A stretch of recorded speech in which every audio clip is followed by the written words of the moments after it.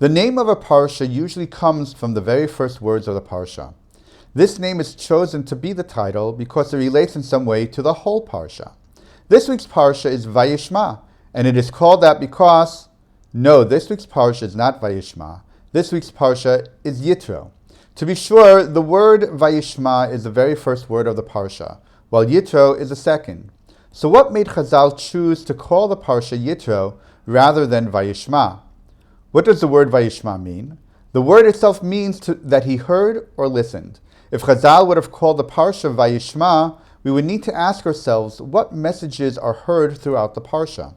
The nations, including Yitro, heard what had happened to Egypt and heard that Israel left slavery.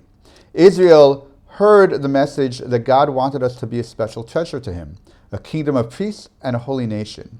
Israel agreed to accept the mission to be God's people and then listened to God's laws. If you think about it, it is actually quite ironic that though one might be an active listener, in reality listening is still a passive action. So the word Vayishma, while covering all the activities that occurred in the parsha, actually comes to represent passivity. Who is Yitro?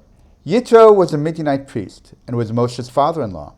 Sometime after Israel had left Egypt, Yitro came with Moshe's wife and children, meaning his own daughter and grandchildren, to join up with Israel.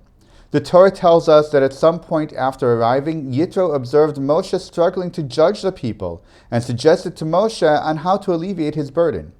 After helping Moshe set up the judicial structure, Yitro left for home and is never mentioned again. Yitro had his 15 minutes of fame and then vanished. He barely even appeared in half the parsha. If, as we saw, that Vayishma is relevant to the whole parsha, and Yitro is only relevant to part of the parsha, why would Chazal choose to name this parsha Yitro if he was only partially relevant? Maybe we don't quite appreciate the full impact of Yitro's actions and who he was. A person might have had their moment in the limelight and then disappear. However, what they did was so monumental that their actions continue to reverberate until today. Why did Yitro come to where Israel was camping in the desert? True, he came to reunite his daughter and grandchildren with Moshe. However, the inspiration to go at that particular time came when he heard all that God did for Israel. Yitro did not react passively. Instead of sitting in Midian and continuing his life as if nothing had happened, as most would have done, Yitro went to join up and spend some time with Moshe and Israel to encounter God in the desert. Yitro took decisive, active action. In addition, we see that Yitro was looking for godliness and inspiration. He was a spiritual leader, always looking, always searching. After having heard Moshe's account on what had happened in Egypt, Yitro openly declared his admiration for God. He showed the people how to accept and rejoice in God. As such, Yitro served as a model for the people, helping them to properly prepare for the giving of the Torah. As well, we are understating Yitro's contribution. True, it was only one small section of the Torah. Yitro offered a way to help relieve Moshe's burden. Yitro's suggestion, however, was more than just personal to Moshe. It was even more than just setting up a judicial system.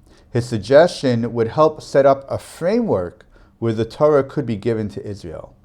Now we see why Chazal wanted to call this week's parsha after Yitro instead of the seemingly more natural Vayishma. Chazal wanted to teach us the value of proactivity, of accepting and rejoicing in God, and how even seemingly minor actions can have major effects. Yitro was a role model for us all, whose actions are reflected throughout the whole parsha and beyond. Shabbat Shalom.